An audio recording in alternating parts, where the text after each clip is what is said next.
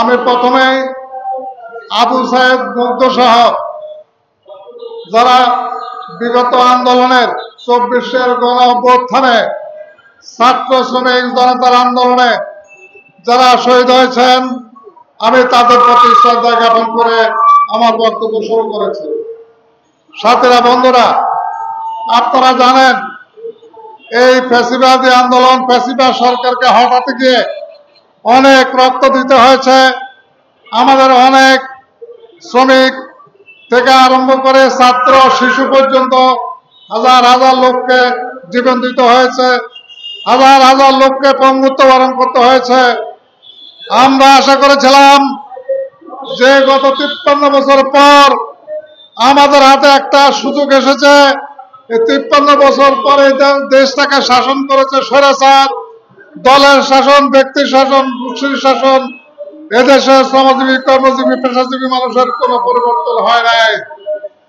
আমরা আশা করেছিলাম যে এই আন্দোলনে যেভাবে শ্রমিকরা রক্ত দিয়েছে, কর্মজীবীরা রক্ত দিয়েছে, এই আন্দোলনের আপনারা দেখেছেন গত 2 মাস আমাদের সংস্কার কমিশন এবং রাজনৈতিক দলের মধ্যে আলোচনা হয়েছে।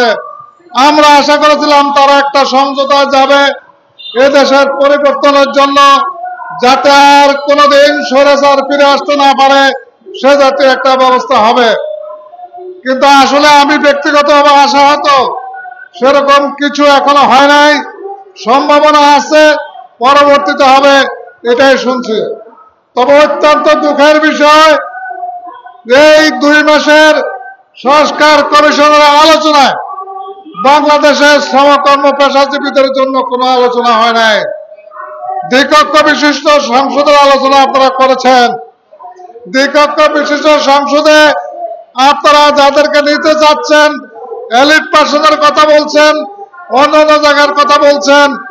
এই জন্য দ্বিকক্ষ বিশিষ্ট পার্লামেন্টের প্রস্তাব করা হয় নাই। দ্বিকক্ষ বিশিষ্ট পার্লামেন্ট হলো এই দেশের শ্রমজীবী, কর্মজীবী, পেশাজীবী মানুষ।